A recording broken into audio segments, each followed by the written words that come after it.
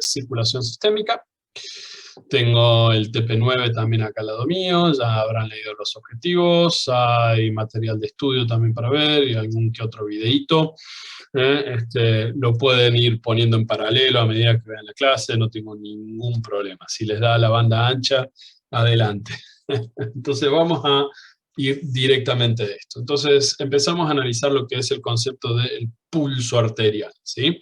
Entonces, un poco algo habíamos cubierto y ya les había mostrado un gráfico de onda similar a esta, ¿sí? En cuanto hablamos a el fenómeno que ocurre durante la sístole y cuando queríamos relacionar la ocultación del primer ruido cardíaco específicamente, cuando se daba al mismo tiempo que podemos palpar el pulso, ¿sí?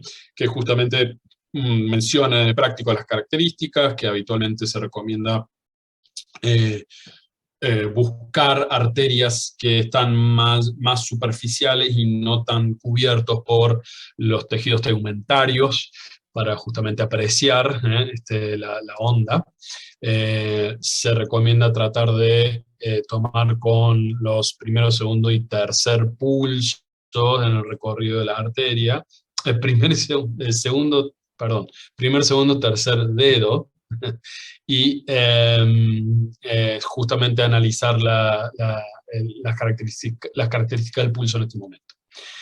Entonces, tenemos que el fenómeno, ¿sí? Del pulso muchas veces lo podemos representar como la figura o el perfil del pulso aórtico, ¿sí? O justamente el perfil eyectivo del ventrículo izquierdo a la aorta. Justamente siempre la vamos a estar graficando de esta manera.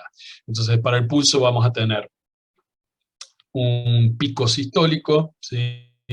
El valle diastólico o el punto sistólico, ¿de acuerdo? También se le puede llamar el pulso diastólico, va a ser el punto basal o mínimo de esto. La media de esto, que no es justamente una expresión aritmética exacta de lo que es la representación de los valores de sístole y diástole, ahora vamos a ver por qué. Y vamos a tener los fenómenos fisiológicos. Esto es muy parecido a lo que están viendo en el cuadro, si es que lo tienen al lado de ustedes al trabajo práctico. Vamos a tener una incisura y lo que es la onda dicrótica o incisura dicrótica. Y vamos a también tener nombres para la rama que hace a la elevación del punto sistólica, que es la rama anacrótica, ¿sí? La rama dícrota, ¿sí? Justamente tenemos una rama dícrota porque tenemos dos tipos de onda durante el fenómeno de descenso de la presión en este punto, ¿sí? Entonces, para comenzar justamente a lo que dice el práctico, ¿sí? ¿Cuáles son los fenómenos que vamos a estar repasando cuando tomamos la presión arterial? ¿Qué son las cosas que vamos a ir cubriendo? Si quieren y si han repasado algo de todo lo que hablamos, escucho qué cosas les parece que estamos evaluando acá, lo pueden escribir o me lo pueden decir.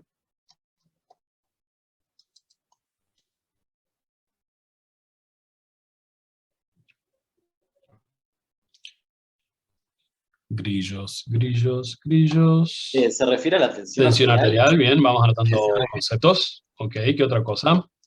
Cambios en el flujo sanguíneo. Cambio en el flujo sanguíneo, bien. ¿Qué otra cosa? Frecuencia cardíaca. Frecuencia cardíaca.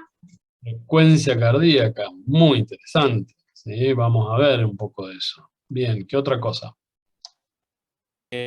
Función contráctil también del corazón. Función contráctil, me gustó mucho eso. Sí, sí, sí. Bastante bien, bastante bien. ¿Alguna otra cosa más? ¿Alguien quiere agregar? Me gustaron los conceptos que se dijeron, ¿sí? Están bastante bien. La elasticidad arterial también. Muy bien, me gustó mucho eso, la elasticidad arterial. Vamos a estar también probablemente evaluando eso, ¿sí? Resistencia circulatoria también. periférica. Bueno. Entonces, creo que prácticamente todo lo que han dicho es algo que podemos llegar a interpretar con el pulso. Pero obviamente estas son cosas que uno tiene que aprender primero, ya que no es lo mismo cuando ustedes están tomando el pulso, ya sea entre ustedes o el día de mañana cuando comienzan a hacer sus primeras prácticas, ya que esto también determina que tienen que comenzar a llenar su disco duro con estos conocimientos y tratar de hacer una traducción de lo que podemos percibir cuando estamos tomando el pulso o la interpretación básica de lo que sería una onda de pulso. Entonces recordarán que la distribución de pulso, ¿sí?, se dan justamente en aquellos vasos de distribución, básicamente las arterias, ¿estamos? La gran diferencia que tenemos entonces con el hecho de distribución arterial o de capacitancia o de capacidad o el hecho de los vasos venosos es justamente la alta presión a la cual justamente se va a transmitir esto, pero justamente llevando un porcentaje de volumen mucho menor, que van a estar más concentradas y a bajo nivel de presión en los vasos de capacitancia o justamente el lecho venoso, ¿de acuerdo?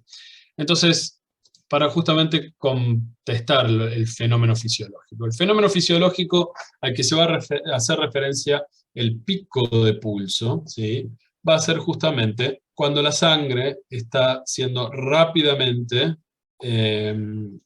eyectada, que en realidad es medio que es un invento sajón al español, pero cuando la sangre justamente es expulsada, y me gusta más, semánticamente mejor, del corazón en lo que es ese rápido comienzo de la sístole, ¿de acuerdo? Entonces básicamente todo nuestro volumen sistólico siendo expulsado del ventrículo izquierdo a la aorta, ¿de acuerdo? Tenemos un pico sistólico, ¿sí?, que es donde justamente culmina esa rápida elevación de la presión intraarterial. Entonces básicamente sería el punto más alto de nuestra onda, y es lo que justamente sentimos mejor cuando estamos palpando el pulso, ¿sí? Básicamente está traduciendo el máximo punto, y acá es donde comenzamos a hacer coincidir con los conceptos que ustedes dijeron. Este es el máximo punto de lo que es la tensión en la pared de la arteria, ¿de acuerdo? Entonces acá yo quiero aclarar algo que yo creo que muchas veces, tanto en las clases de Kremer o anterior se habían dicho. En lo que es el fundamento clínico, cuando estamos hablando tanto de presión arterial como tensión arterial, son conceptos igualitarios, es decir, que se intercambia tanto al uno mencionar tensión arterial como presión arterial. La tensión habla sobre justamente el efecto físico en lo que es en la pared, tanto que se puede llegar a dar en la pared de nuestro corazón, de nuestros ventrículos más específicamente, pero también la máxima tensión o distensibilidad, y ahí me gusta justamente el concepto que también se dijo sobre el pulso, que se va a dar justamente dentro de la arteria. Y como estamos hablando sobre una onda pulsátil, esto justamente se relaciona con el concepto físico de tensión. Así que en realidad uno puede hablar sobre la tensión que ejerce, ¿sí?, el flujo sanguíneo en su máximo punto, que hace que justamente tengamos una presión sistólica coincidiendo con la tensión máxima dentro de una pared arterial. ¿De acuerdo? Entonces, por eso, yo al menos creo que desde un punto de vista clínico no nos vamos a poner demasiado minuciosos en disecar la diferencia entre tensión y presión. Acá se usa de manera indistinta.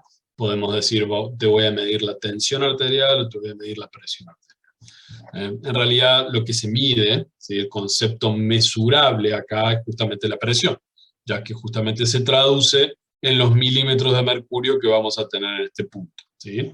Y cuando hablamos sobre la tensión máxima, justamente se da en el pico sistólico, y por eso justamente acá se llama pico sistólico.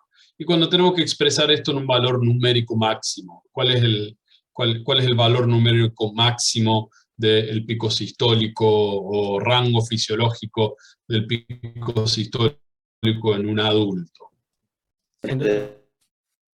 120. 120, como han dicho y han escrito en el chat, es justamente el número que hay que tener en cuanto a el pico máximo, en donde hasta ese punto es el valor que hay que tratar de mantener, donde si superamos esto, se trata de una hipertensión sistólica.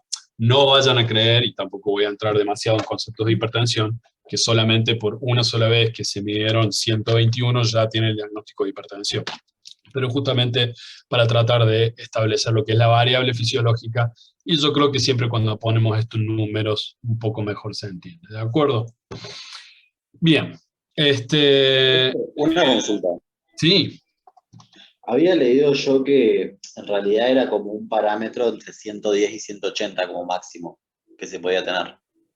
Y que justamente dependía del estado fisiológico. 180 es una presión sistólica arterial muy alta. Es muy alta. De hecho, ya entra en el concepto de urgencia hipertensiva. Una presión arterial sistólica de 180 es deleterio y es muy malo para el organismo, ¿sí? Así que no está bien el lugar donde ha sacado ese rango, ¿sí? La presión arterial sistólica en el adulto puede variar, ¿sí? De hecho, estoy seguro, no, 130 no es el máximo. Si estamos hablando de lo que son la mayoría de convenciones sobre presión arterial, se establece que la máxima es de 120, ¿sí? Si tenemos constantemente una presión arterial de 130, entonces ahí ya estaríamos hablando de un estadio primario de comienzo de hipertensión. 180, por cierto, es muy elevado y puede llegar a tener consecuencias sintomáticas. Ok, muchas gracias. Esto entonces... Tengo una duda. Antonella primero, después Mía. Perdón, en caso de que estemos hablando de una persona que está haciendo ejercicio, ¿qué valor podríamos tomar como máximo? Bien, entonces la presión sistólica tiene que aumentarse justamente en el ejercicio para hacer todo lo que habíamos un poco hablado durante nutrición y metabolismo miocárdico, ¿sí? El consumo de oxígeno y por lo tanto la perfusión periférica justamente hace, y ya vamos a ver lo que es el concepto de gasto cardíaco, que al aumentar el gasto cardíaco, el aumento de la presión sistólica también va a ser justamente concomitante, ¿sí? ¿Cuánto puede aumentar? Y habitualmente si se está superando más de 220 constantemente en el ejercicio, entonces uno puede hablar de hipertensión inducida por ejercicio o hipertensión durante el ejercicio. Pero tranquilamente las pruebas de esfuerzo podemos ver, cuando evalúa a adolescentes deportistas, esto puede aumentar tranquilamente a 180, 190, ¿sí? Entonces en el ejercicio, ¿sí? Entonces en reposo, no necesariamente 180 es el valor máximo en ejercicio, ya que tranquilamente podemos ver 190 o 200. Mientras disminuya su estado basal no hay ningún problema. Entonces en reposo la máxima es hasta 120 milímetros de mercurio. Nuevamente, esto es en el valor máximo teórico de adulto. Si tenés menos de 120 está mal, no, pero una presión sistólica habitualmente no debería ser menor en algunos casos de 95.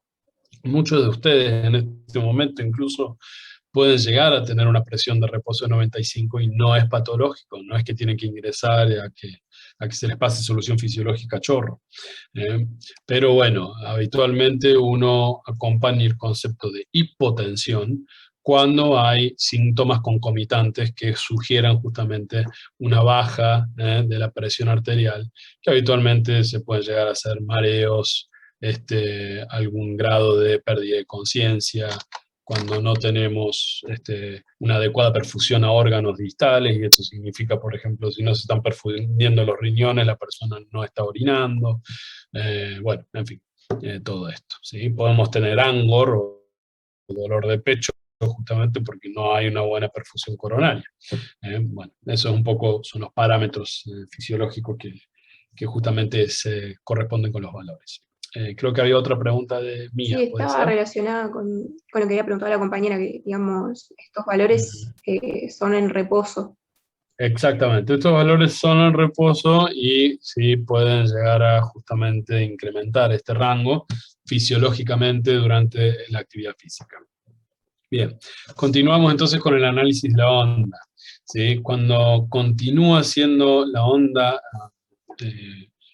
que de manera expansiva viaja por las arterias del cuerpo, comienza justamente, ¿sí?, la onda descendente, también llamada el ramal dicrótico. ¿Sí? Justamente acá el cierre de la presión, la caída de la presión arterial continúa descendiendo hasta que es menor a la presión en la raíz aórtica.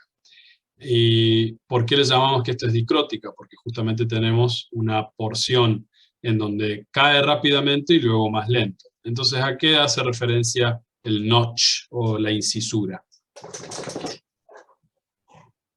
Al cierre de la válvula auriculoventricular. No, casi. Casi te iba a decir correcto, pero no. Es un A la cierre, pero apertura, no de la válvula.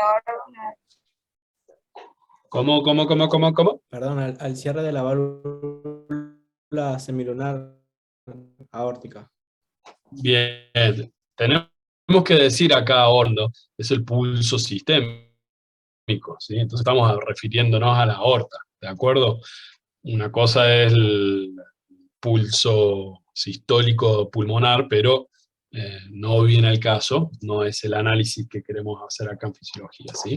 Así que sí, es el cierre de la válvula aórtica. Entonces fíjate cómo hay un descenso que se produce de manera muy rápida para que justamente se dé el momento del cierre de la válvula aórtica, y luego el descenso es mucho más solapado en el tiempo, hasta llegar, ¿sí?, a una presión menor en la raíz aórtica. ¿Y cuál sería esa presión que estamos acá marcando? 80. Bueno, sí, pero ¿cómo se llama esa presión? Diastólica. Bien, entonces la presión diastólica, que habitualmente se establece en 80-85 milímetros de mercurio, equivale justamente a la presión que en este punto, ¿sí?, disminuye presiones, ¿sí?, de diástole en este punto, porque ya como establecimos que si se cierra acá la válvula aórtica, todo en este punto sí es durante la diástole, y lo que se toma es justamente la presión diastólica, sería como el fin de la diástole. ¿De acuerdo? Entonces esos son todos los eventos que podemos trazar simplemente analizando justamente la onda. ¿Estamos? Entonces, ¿cuál es la importancia clínica de esto? Porque justamente estamos evaluando el periodo durante la sístole, la contracción ventricular, perdón, y cómo justamente vamos a tener una perfusión de sangre adecuada corriendo detrás de ese volumen eyectivo o volumen sistólico que sale de nuestro ventrículo izquierdo. ¿Y por qué es esto justamente? Y por qué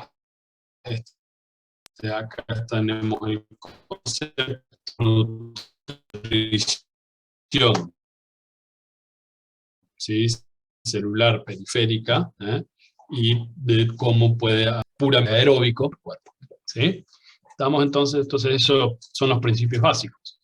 Fíjense cómo podemos retratar fenómenos netamente semiológicos desde el examen físico a la profundidad de la histología o del funcionamiento metabólico. ¿De acuerdo? Entonces esto es algo que justamente podemos establecer con la onda de pulso arterial, ¿sí? Bien, y ahora vamos a pasar a justamente conceptos como son las de lo que es la presión arterial o presión de pulso aórtica, ¿sí? Y vamos a comenzar con algunas cositas de tipo fórmula, que sé que le fascina, pero es simplemente algo para que se entienda mejor, y me gusta hablar justamente de esto en relación al concepto de lo que es la presión arterial, y también a lo que es el concepto de la presión media, ¿sí? Que es muy importante tratar de entender. Entonces, en cuanto a la distribución de volumen y presión, ¿sí? Habitualmente la presión sanguínea media o promedio, ¿sí? La más alta en lo que es la aorta, habitualmente es de unos 90 a 95 milímetros de mercurio en el adulto, ¿sí? Y es muy importante ver cómo esto va progresando desde la eyección cardíaca al resto del cuerpo, ¿sí? Y la presión arterial media, ¿sí? Y acá esto enfatizo muy importantemente, y nuevamente vamos acá, tenemos acá la presión sistólica, la presión media, que es una expresión no aritmética, ¿sí? De lo que es la onda de presión total. Y eso es lo que justamente va a la fórmula que vemos ahí. ¿Qué quiero decir con no aritmética? No es la media matemática entre un número A y otro número B, ¿sí? Y la presión diastólica, como venimos diciendo acá. Entonces, a medida que se aleja del corazón, o mejor dicho, vamos a decir, se aleja de la raíz aórtica, la presión arterial media va paulatinamente disminuyendo. El motivo de esto es porque mientras la sangre fluye a través, ¿sí? de los vasos, ¿sí? de resistencia o de distribución, que son las arterias, es porque se pierde esa energía, como una pérdida justamente calórica, por la fricción dentro de la misma sangre que se viene movilizando. Acá hay que tener en cuenta la viscosidad de la sangre, pero esto es el famoso número de Reynolds de la sangre, que se mantiene en la gran mayoría de las personas en una condición fisiológica. ¿De acuerdo? Entonces, entre cualquiera de los dos puntos en el largo, en la longitud de una arteria, la caída o la diferencia de la presión, ¿sí?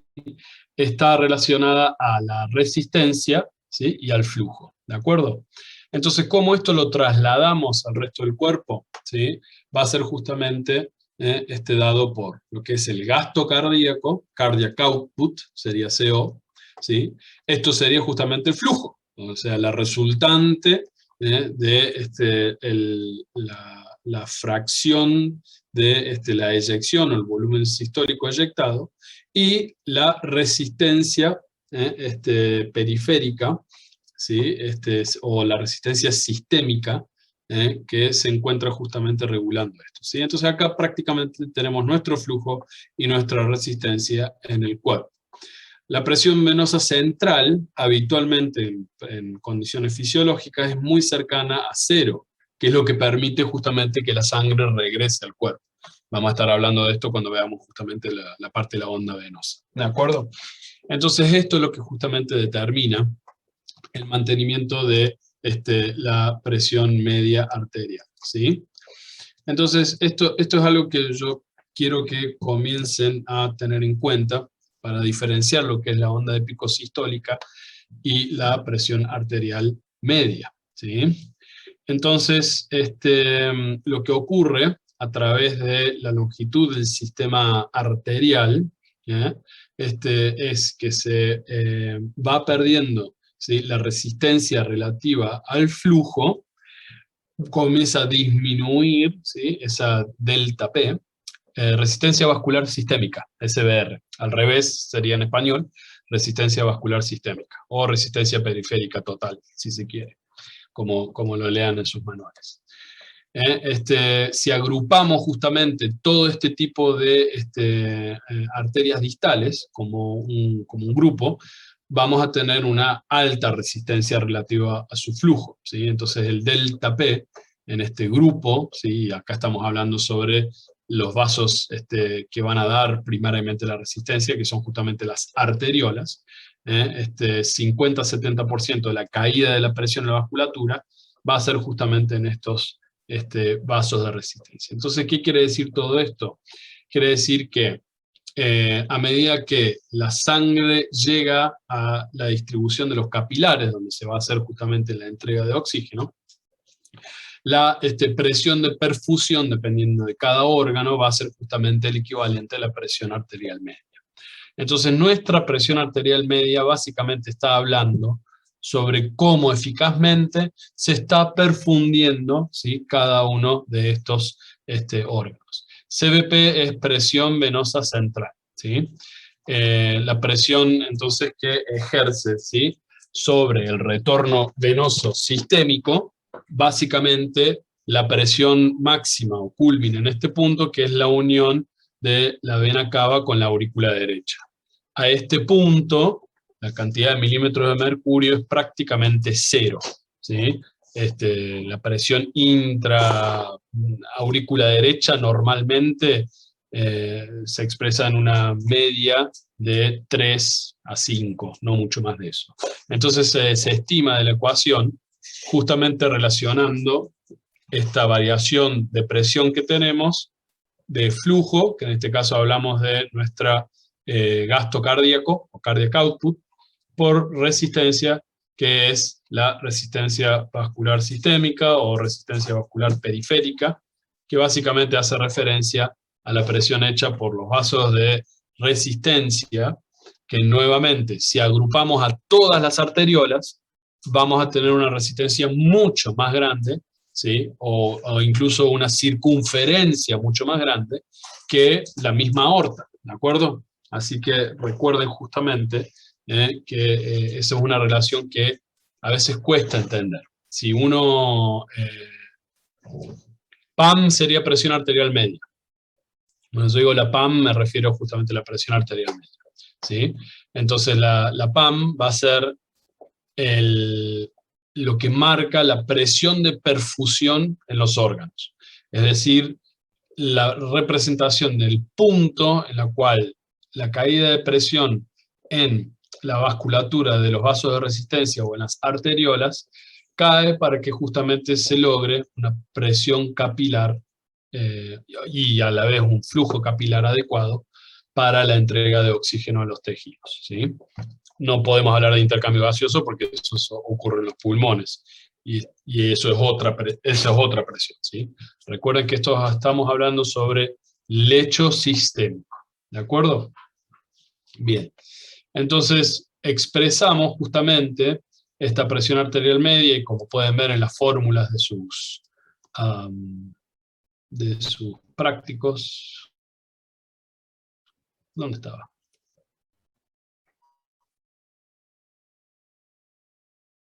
No, se me perdió.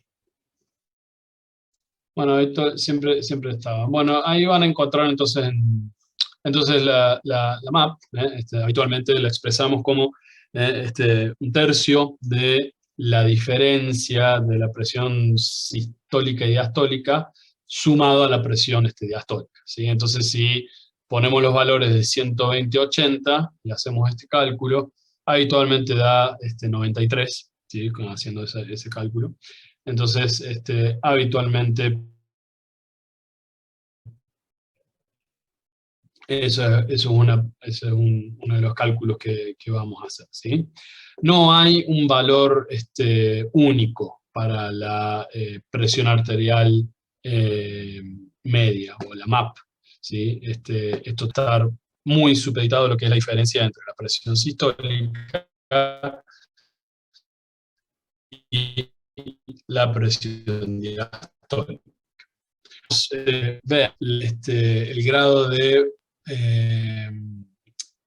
obviamente dependiendo de la resistencia vascular sistémica o la resistencia periférica total. Entonces, justamente cuando tenemos para un gasto cardíaco dado, que habitualmente tenemos el gasto cardíaco normal en el adulto, es más o menos entre 4 y 5 litros minuto por metro cuadrado. En este caso lo planteamos que esta variable es la que se mantiene fija en condiciones en las cuales el corazón está normalmente actuando, y lo que va a ser justamente la variable de la presión arterial media va a estar dada por los grados de aumento o disminución de la resistencia vascular periférica, ¿sí? Entonces, vamos a tener a dada resistencia vascular sistémica, un incremento de manera lineal,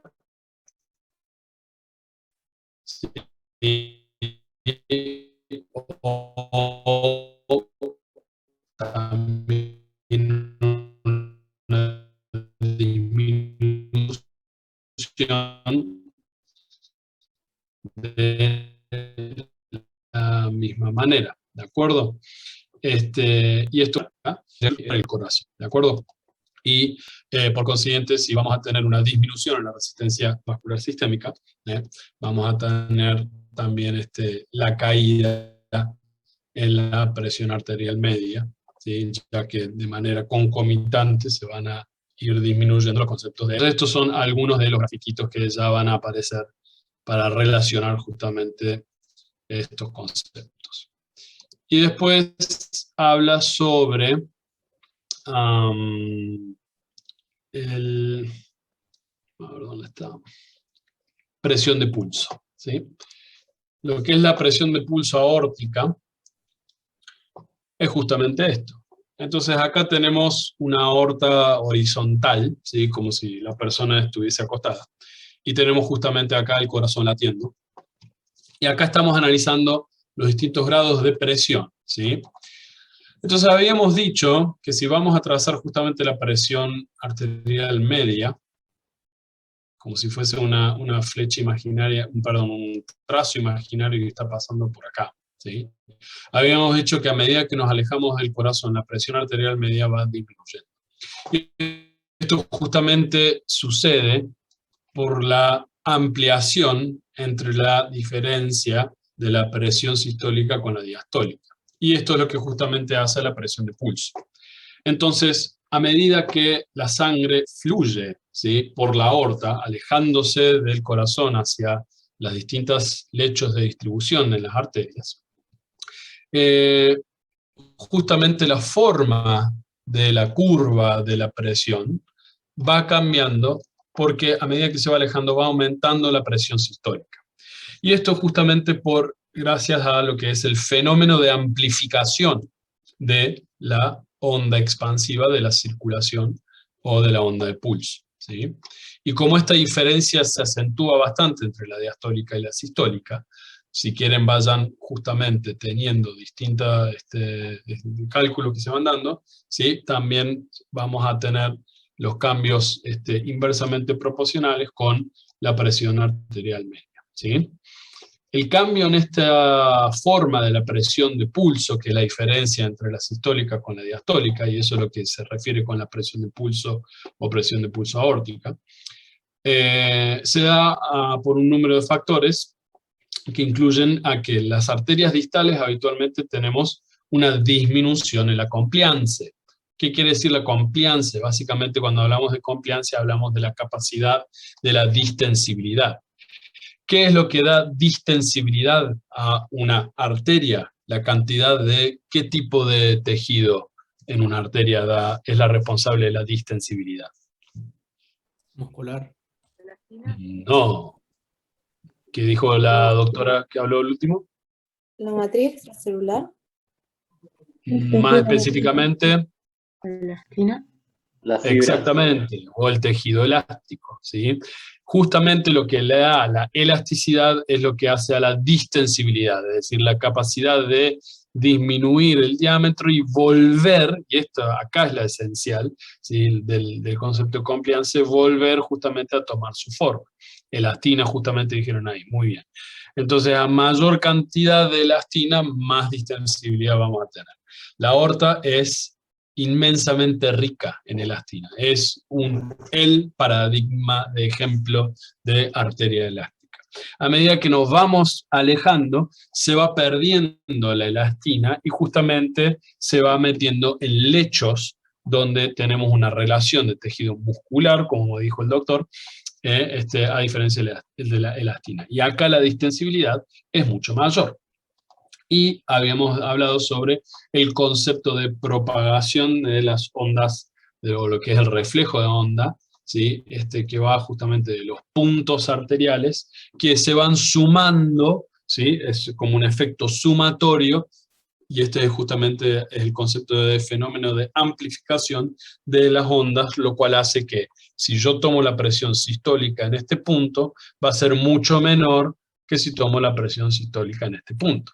Entonces, si comparamos justamente la presión sistólica tomada con el manguito en un brazo, si yo comparo a cuando pongo el manguito en el tobillo de una pierna, va a ser mucho más alta de modo normal o fisiológico la presión en el miembro inferior comparado con el miembro superior.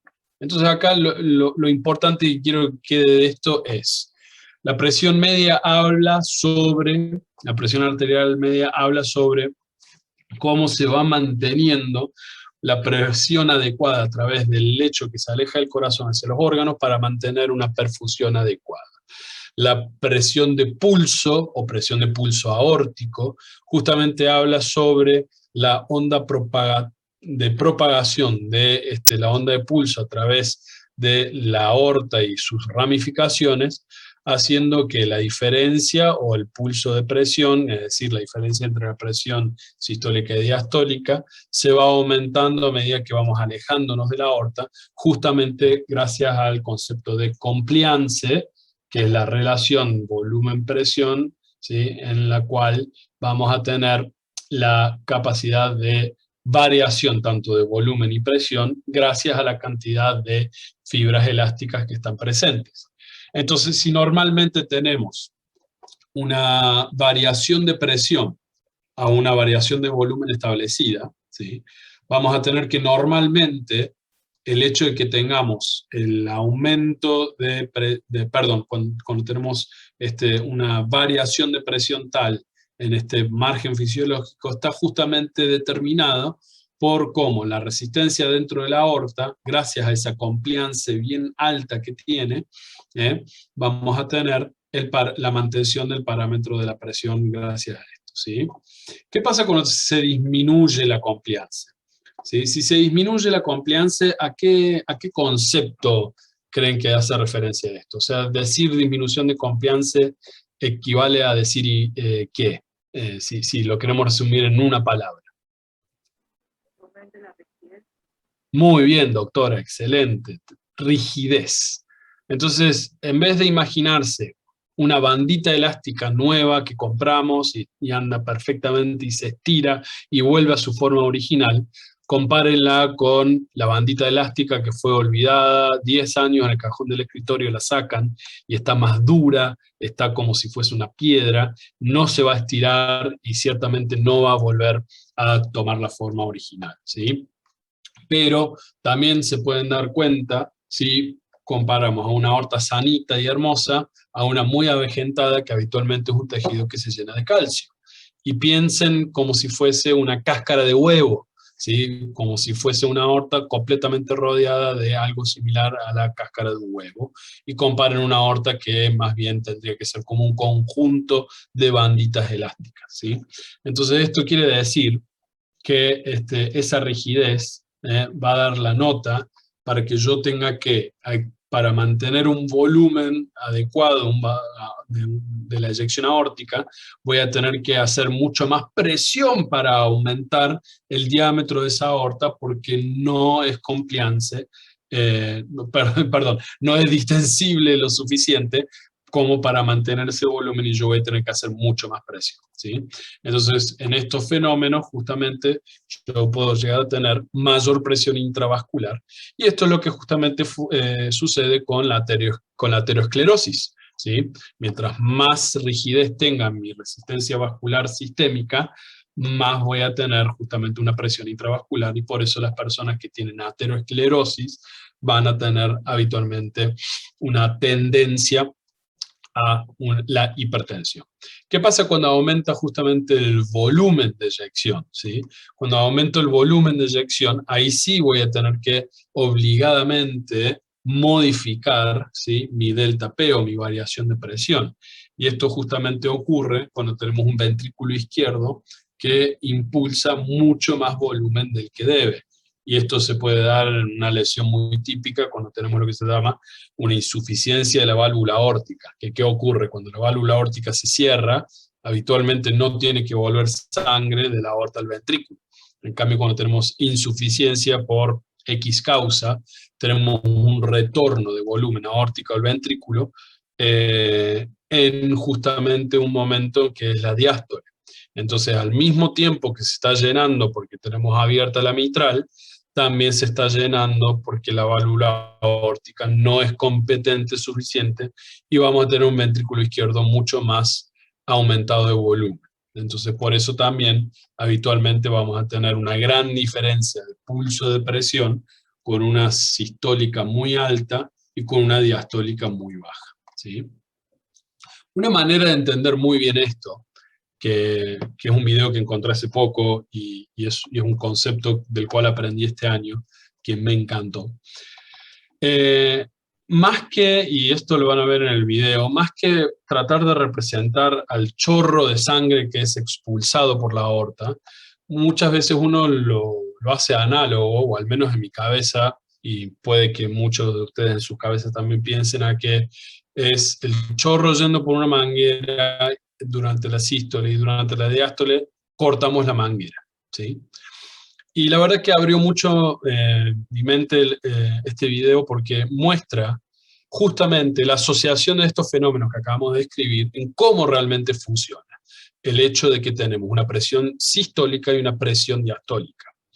Entonces acá es muy importante que todos los gráficos que están viendo nunca pueden, porque si hay algo que les vamos a hacer en los finales, que es, por ejemplo, dibujar los gráficos de la presión arterial sistólica y diastólica, si nosotros cerramos por completo la canilla, entonces estamos infiriendo que la presión diastólica es igual a 0.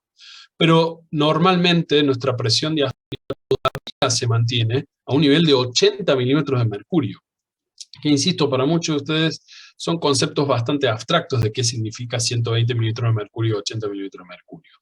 Entonces este video que vamos a ver creo que representa muy bien ese gran contraste en lo que creemos que es un chorro de sangre que está yendo como una manguera, y cuando se cierra la válvula aórtica, la manguera se cierra por completo. Y es como que nuestra aorta y el resto de nuestras arterias se vacían, y después se vuelven a llenar mágicamente y en muy poco tiempo. Y esto es justamente por el fenómeno que se llama efecto Wien-Kessel, que se puede armar, si tienen ganas de hacerlo en sus casas, pero justamente este video demuestra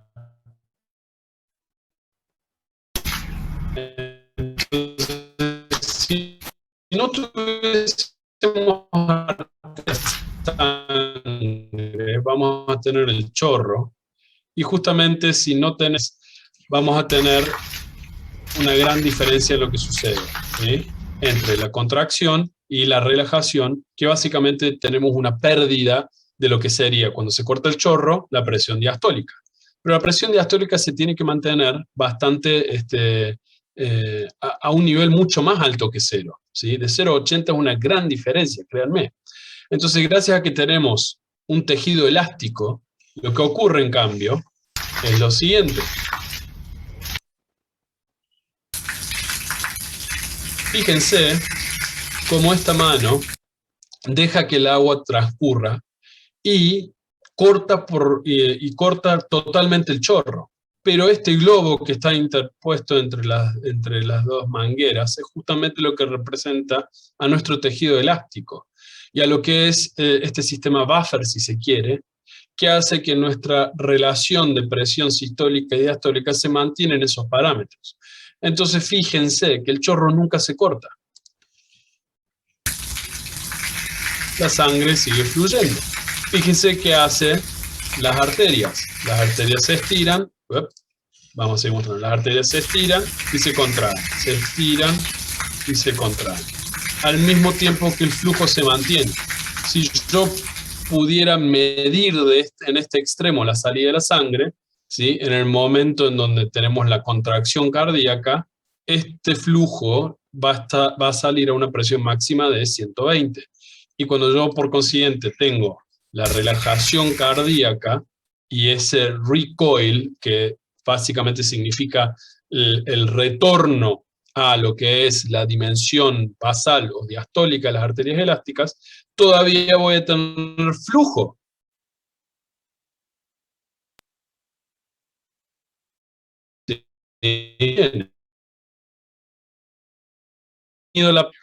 No sé si esto les aclaró el tema de cómo funciona la presión sistólica y diastólica y cómo hay un flujo constante todo el tiempo. Yo creo que este mecanismo ayuda a entender bastante.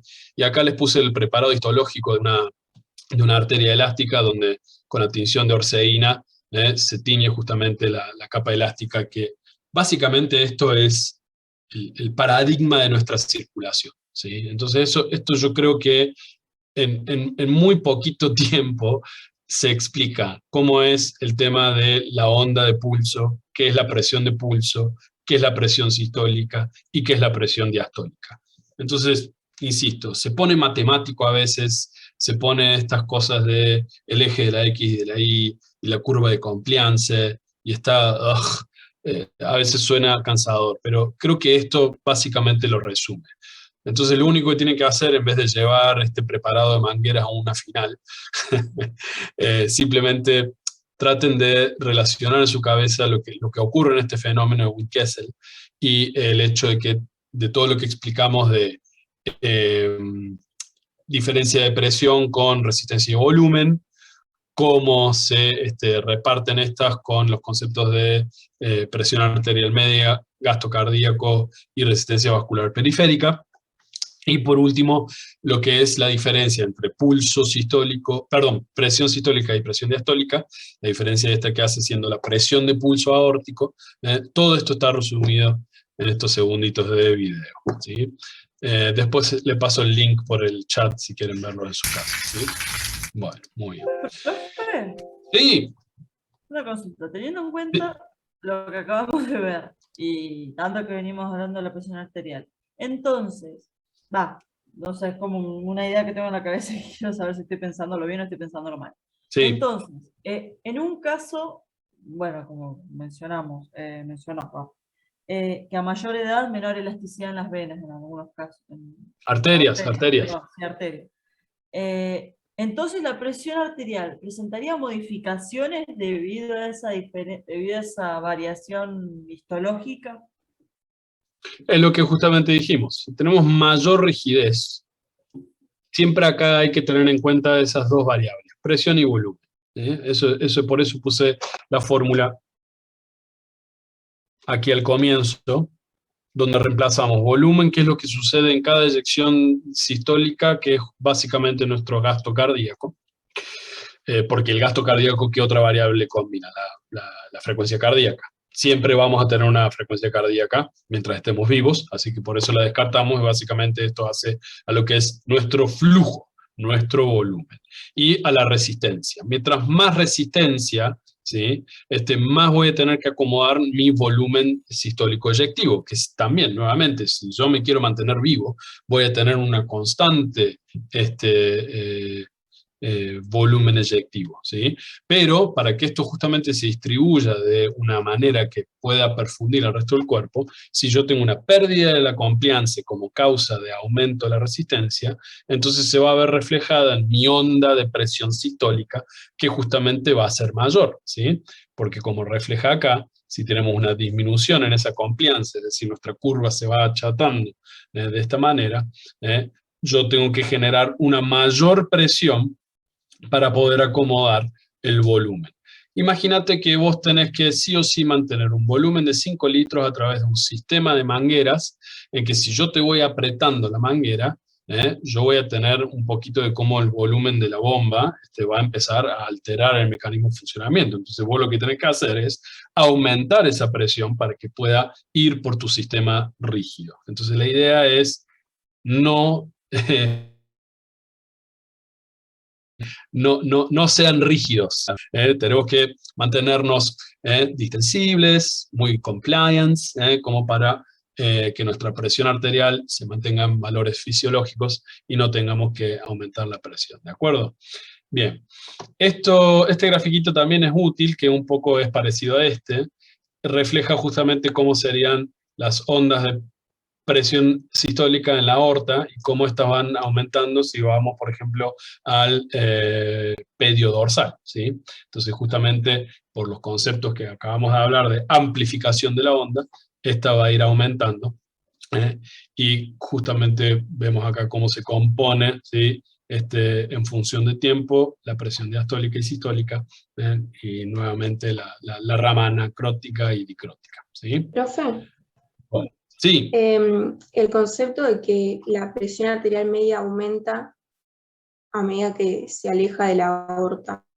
la presión sistólica, la presión media va disminuyendo más que nada cuando va alejándose de lo que es el sistema macroarterial, si se quiere. Y cuando ya está ingresando, ¿sí?, a las arterias de menor diámetro y del sistema arteriolar, ahí va disminuyendo. Se hace una caída marcada de lo que es la presión arterial sistémica. Es decir, lo que hace disminuir la presión arterial media es justamente la variación de la resistencia, ¿de acuerdo? Entonces, cuando hablamos de presión sistólica y de presión arterial media, son cosas Distintas. Bien. Sí, claro que sí, exactamente. ¿Sí? La presión arterial sistólica es el punto máximo de la presión en un sistema arterial que vamos a tener, ¿sí? Vamos a tener una presión sistólica intraventricular, intraaórtica o intrarradial, ¿sí? O intrabraquial, si se quiere. ¿Estamos? Entonces, lo que justamente va a hacer, ¿sí?, la presión arterial media es básicamente la relación entre mi eyección sistólica, ¿de acuerdo?, en función a la resistencia vascular que yo tenga y el gasto cardíaco que yo tenga, ¿sí? En esa ecuación entra la presión de llenado, que básicamente vendría a ser la presión venosa central, pero como habitualmente está cerca de cero, simplemente simplificamos la presión arterial media como la expresión de la relación del gasto cardíaco con la resistencia periférica vascular, o la resistencia vascular periférica. Bueno, continuamos.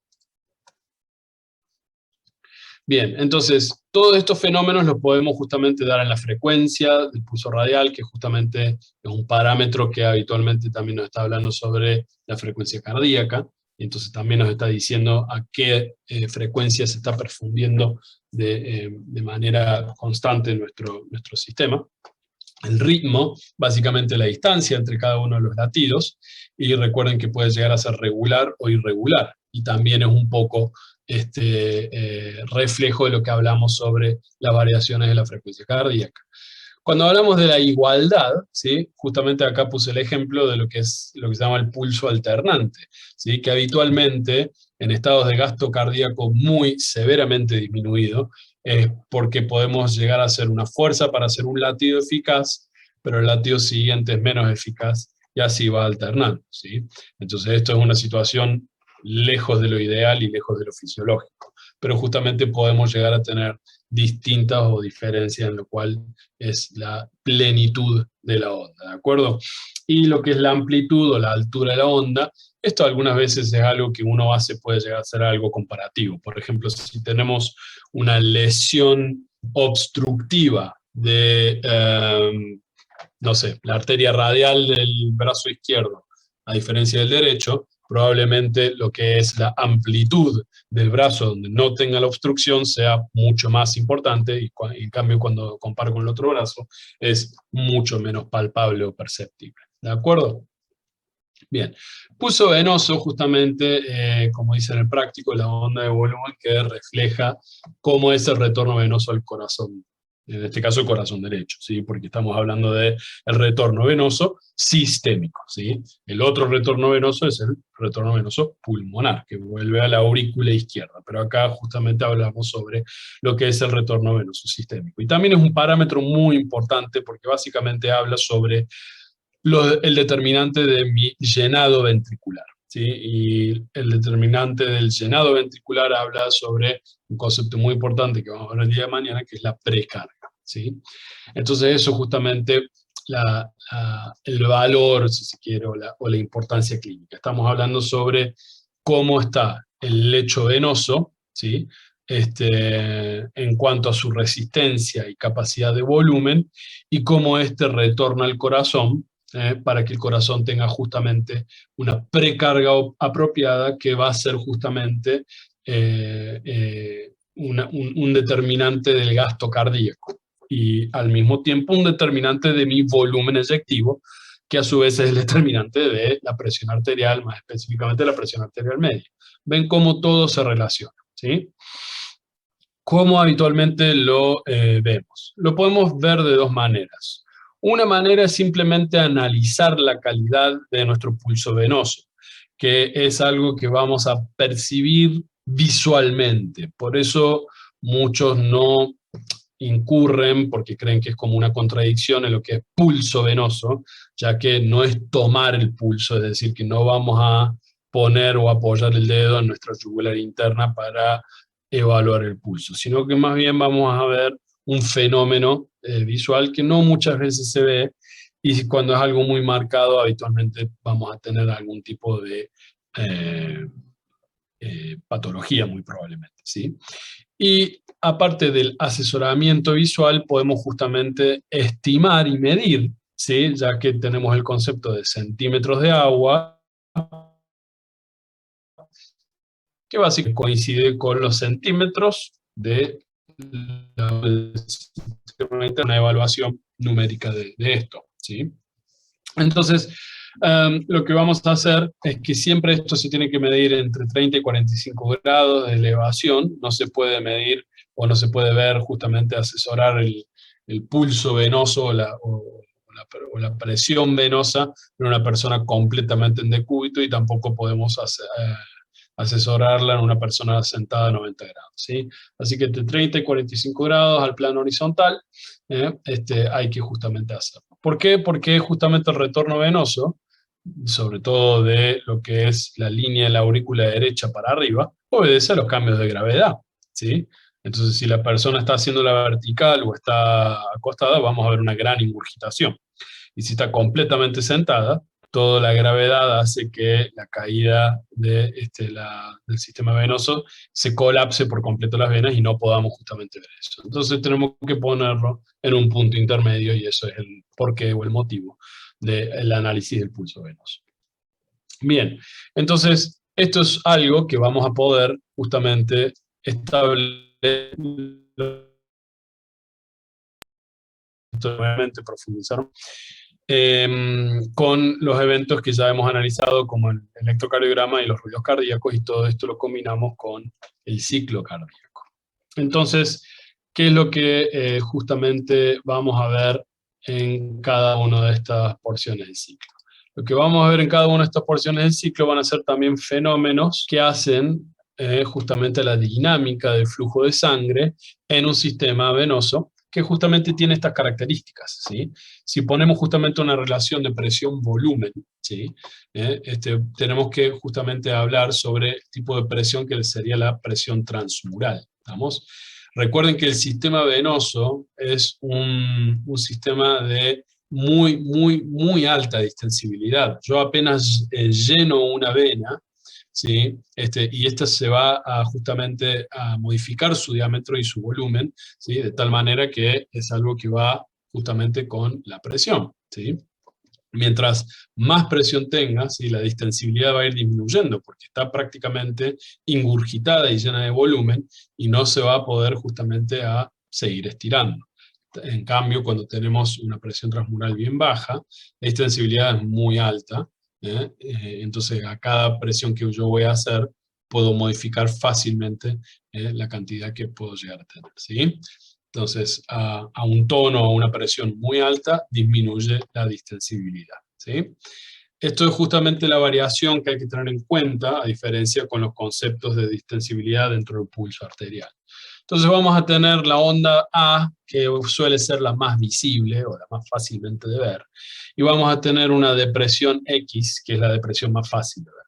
Entonces esto es básicamente lo que se ve cuando estamos asesorando visualmente la onda yugular o la presión venosa. Vamos a ver cómo hay una ingurgitación importante y una depresión más importante. La ingurgitación más importante es la A. ¿Por qué es llamada A? Porque hace referencia a la aurícula. ¿Y qué especialmente con el fenómeno de la aurícula? Les pregunto a ustedes. Fíjense que la onda A, más importante, corresponde con la onda P, que acabamos de repasar al comienzo. Entonces, ¿qué creen que está pasando en este punto?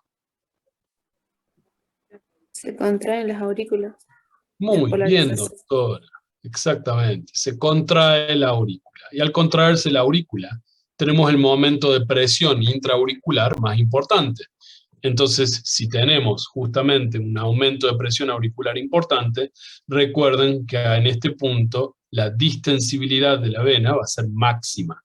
Entonces acá es justamente donde más gordas vamos a ver las venas yugulares internas, ¿de acuerdo? No tan importante, pero apenas justamente va a comenzar a caer esa presión intraauricular, hay un ascenso rápido en este momento que en cuestión de tiempo es muy disímil, ¿sí? Entonces, habitualmente esto se combina para dar, ¿sí?, una única onda casi, ¿sí? Y se llama C. Entonces, ¿qué creen que está pasando acá en C? Que casi al mismo tiempo se da con el R1 y con el comienzo del QRS. ¿Qué creen que puede llegar a estar pasando acá particularmente?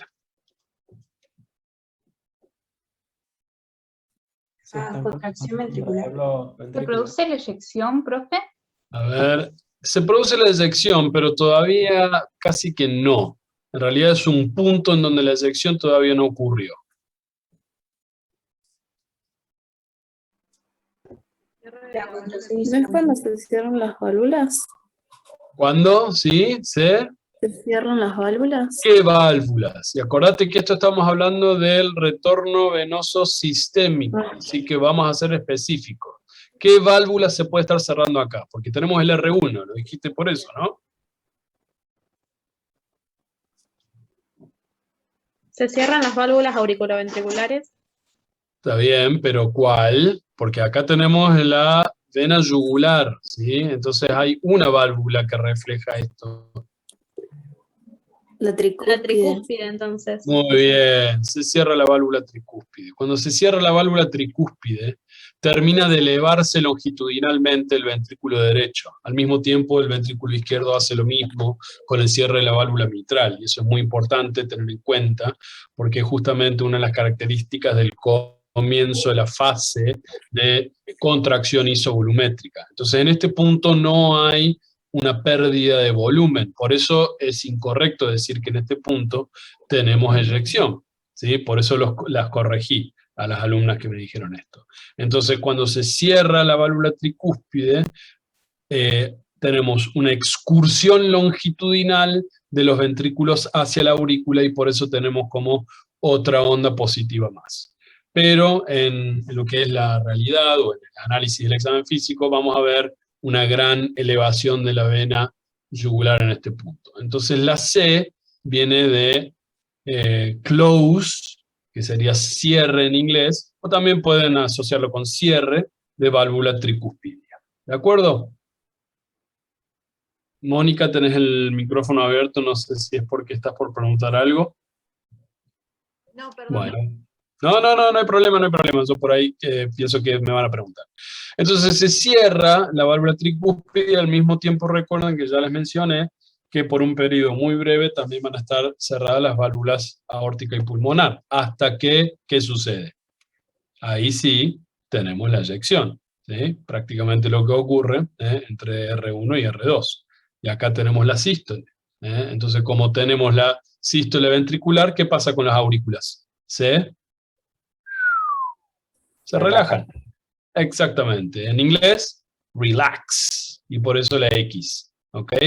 Entonces, tenemos el valle, y esto es notorio justamente cuando estamos viendo esto y analizando, vemos cómo las venas yugulares pasan a estar como en bajo relieve, y esto se puede apreciar. Bien, entonces, esto corresponde a la sístole ventricular, ¿Y qué pasa cuando tenemos esta onda positiva o la V? ¿Qué pasa en la V? ¿Comienza qué? Comienza el retorno venoso de nuevo. Muy bien, doctor. Comienza el retorno venoso, entonces las aurículas comienzan a llenarse, ¿sí? Se llena la aurícula izquierda del retorno venoso pulmonar y la aurícula derecha del retorno venoso sistémico, ¿sí? Entonces prácticamente tenemos acá en la onda de pulso venoso la división entre sístole y diástole está dada justamente por la onda B, ¿sí? Se está terminando la sístole, porque está terminando de eyectarse el último contenido de sangre de los ventrículos, al mismo tiempo que comienza el llenado auricular rápido, ¿sí? Y tenemos otro vallecito acá, que es justamente cuando comienza, ¿sí? Ya estuvo el tope del llenado auricular, ¿sí? Y comienza el llenado ventricular temprano, ¿sí? Y esto es justamente algo que se desarrolla en el periodo largo de diástasis o diástole, hasta que, por último, se contrae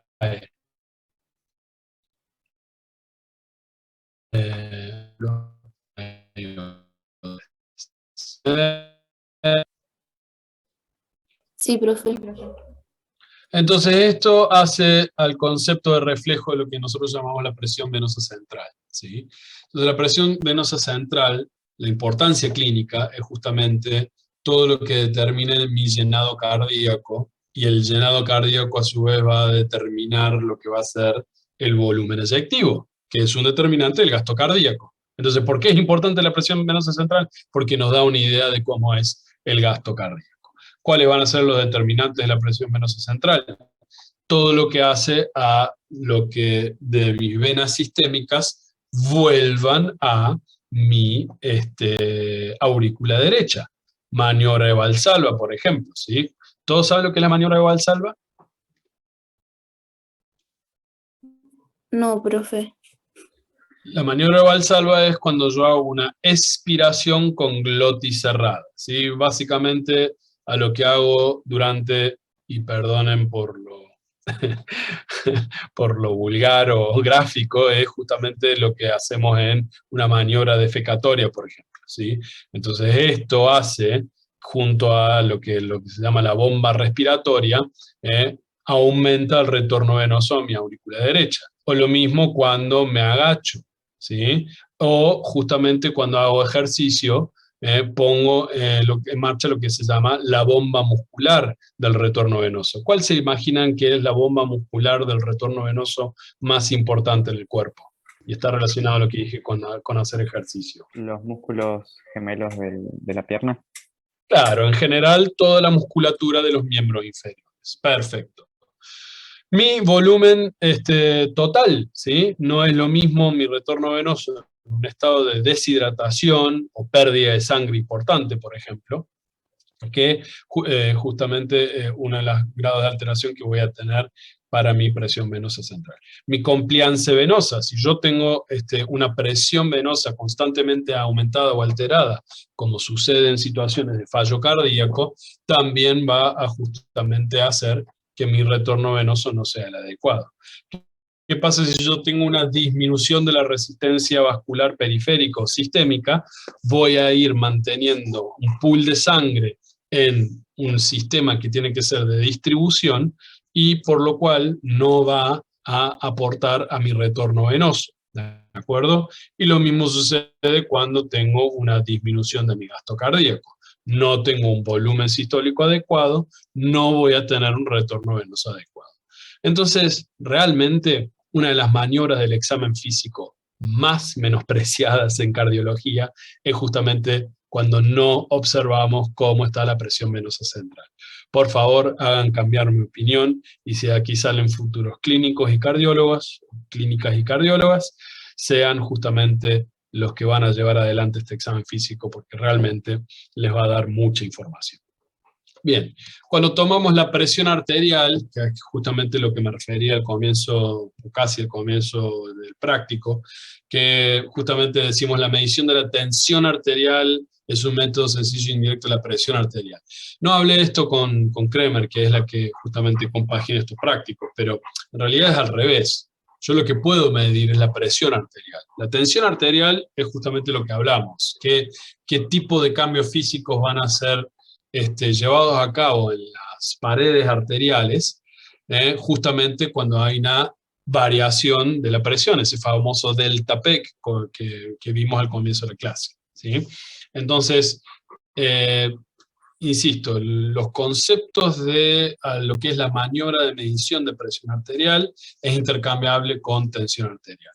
Van a verlo reflejado en cualquier historia clínica, cuando leamos TA de tensión arterial igual a 120/80, es justamente intercambiable, ¿de acuerdo? Entonces, ese es exactamente en el sentido de física la palabra tensión o presión, no, hay una diferencia, ¿sí? Pero lo que yo puedo medir es justamente la presión arterial, ¿bien?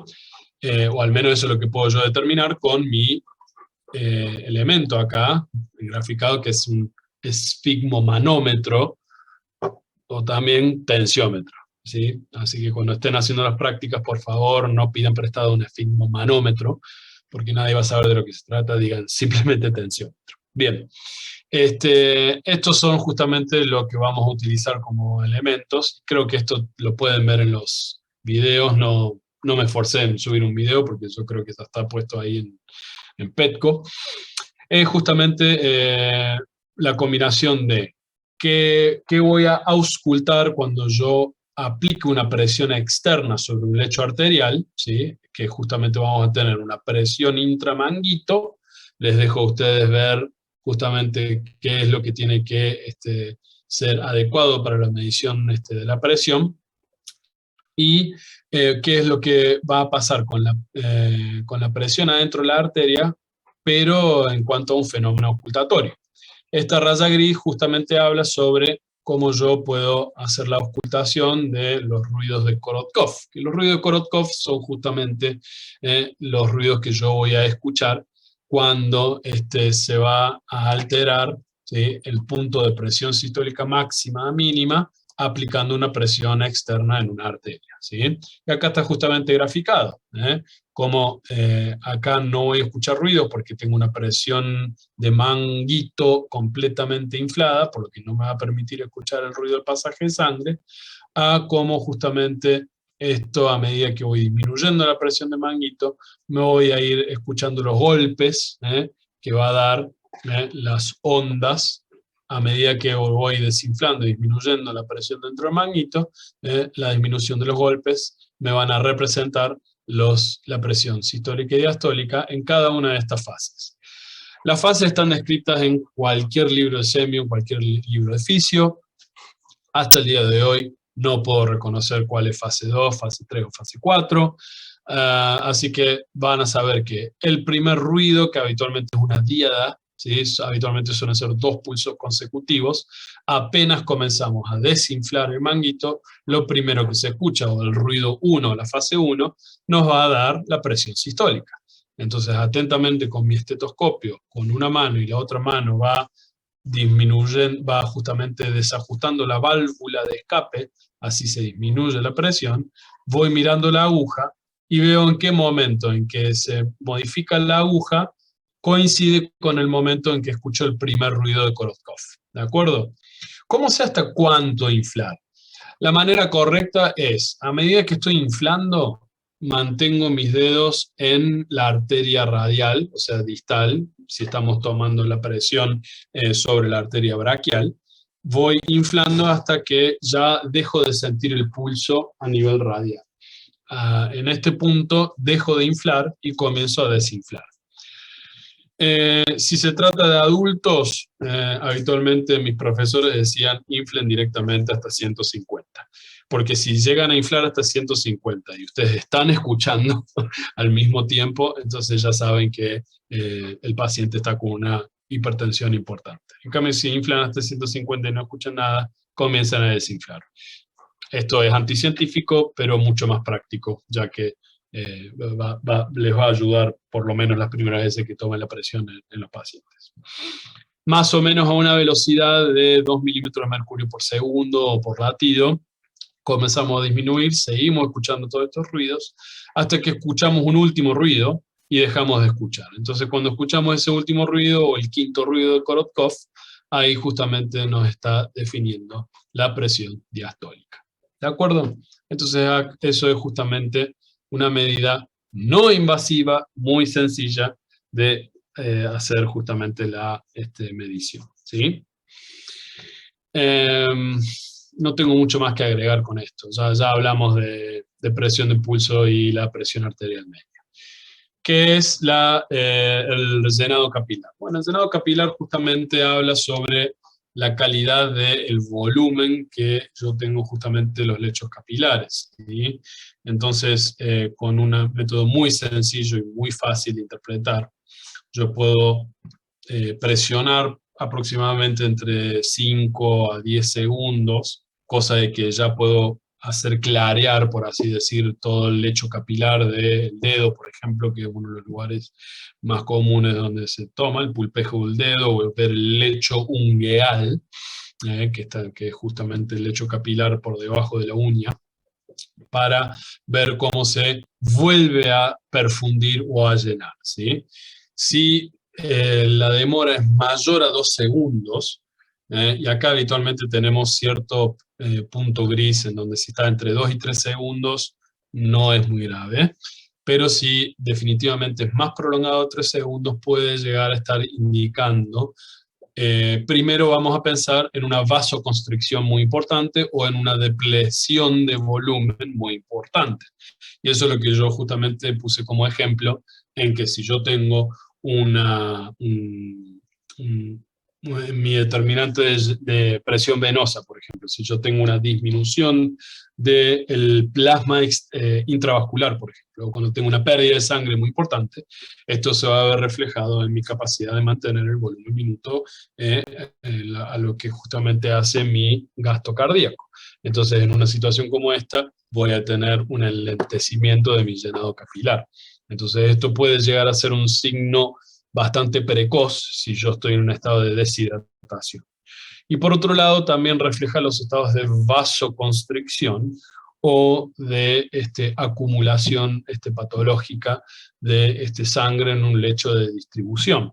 Entonces, esto sucede cuando tenemos un gasto cardíaco muy bajo, o, por ejemplo, cuando estamos en una situación de lo que se llama shock, donde la primera reacción es hacer una vasoconstricción periférica muy importante, porque la cantidad de flujo se tiene que manejar hacia los órganos internos. La piel es un órgano que está muy perfundida y que no va a necesitar de una gran cantidad de sangre en un momento de shock, entonces el cuerpo, gracias al sistema nervioso autónomo, puede regular la distribución del flujo sanguíneo al cerebro, al corazón, al hígado, al intestino, a los pulmones, ¿sí? Por eso en una situación de shock estamos más pálidos, tenemos sudor frío, porque las glándulas sudoríparas se activan para mantener hidratada la piel, ya que se quedó sin sangre, por así decirlo. Entonces, acá justamente también tenemos otro de los motivos y las causas por las cuales vamos a tener un relleno capilar retardado. Esto es de vital importancia más en pediatría que en medicina del adulto, ¿sí? Porque justamente habla sobre cuán endeble puede llegar a ser y la rápida adaptabilidad que tienen muchos de los niños ante los comienzos de un shock de tipo hemodinámico o cardiogénico. En el adulto también pasa, pero ¿qué es lo que pasa también? Tenemos pérdida de la capacidad de turgencia y de hidratación de la piel, entonces algunas veces puede llegar a ser un signo confuso en algunos adultos, sobre todo si son muy viejos. Pero en pediatría el relleno capilar es prácticamente algo que es más difícil de obtener, por ejemplo, la presión arterial en un neonato. El relleno capilar es de una información muy valiosa, justamente en los rangos de edades del neonato y de los niños pequeños. Bueno, muy bien. Y hasta aquí llega el práctico de hoy. Así que si tienen preguntas, mi perro, que ya tiene ganas de comer, los escucho. Ya puedo tomar agua, sí, me voy a hidratar. Mi relleno capilar está entre 2 y 3 segundos en este momento. Bueno, muy bien. Escucho, leo. Profe, a mí la única duda que me quedó es lo de la diferencia entre la presión de pulso y porque había uno que decía que si eran sinónimos presión de pulso, pulso arterial y periférico. Y yo lo que encontré más o menos en la investigación es que el pulso arterial y también el periférico es como la manifestación en cuestión de ondas de la presión de pulso, perdón. No sé si eso está bien. Bueno, la presión de pulso, ¿sí? Es lo que hablamos, que es la presión de pulso aórtico. Dame un segundo que vamos a la diapositiva.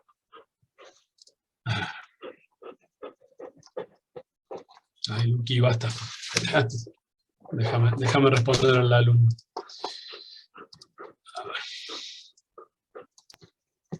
Entonces ahí, para no volver a poner la presentación de nuevo, esto es lo que justamente hablaba de la presión de pulso, que va a ser la diferencia entre la presión sistólica y la diastólica.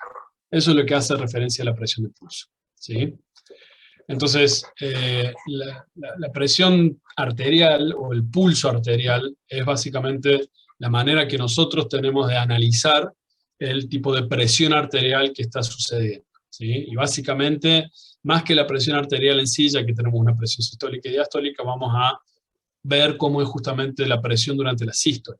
Y que eso justamente habla sobre cómo está siendo mi volumen eyectivo en ese momento. ¿Estamos? La presión de pulso, tengo que sí o sí ver los dos parámetros, tanto la presión sistólica como la diastólica. Y ahí puedo decir si tenemos una presión de pulso amplia, es decir, una gran diferencia entre la diastólica y la sistólica, o una presión de pulso normal, que es la diferencia esperable que vamos a tener entre la sistólica y la diastólica. Genial, profe, gracias.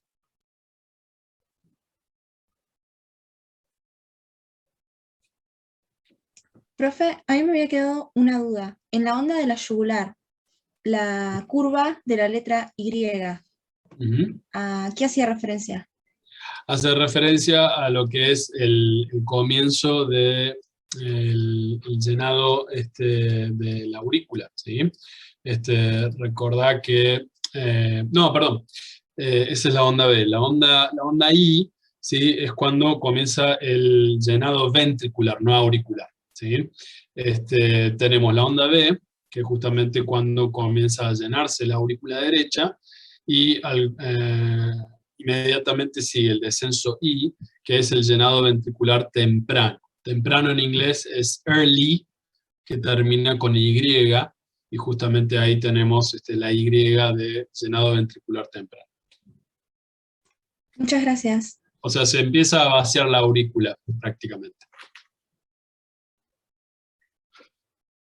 Bueno, gracias a ustedes. Me quedo un ratito por si hay más preguntas y si quieren escribir en el chat también las leo. Gracias a ustedes nuevamente, muchas gracias. Entonces mañana vamos a empezar a unir muchas de estas cosas para hablar del concepto del ciclo cardíaco. Así que, bueno, estén preparados y preparadas. Va a ser una finalización a un viernes, así que espero que bueno, se enganchen. Bueno, gracias a todos y a todas, que tengan muy buenas noches, y nos vemos una vez más mañana para concluir la unidad temática.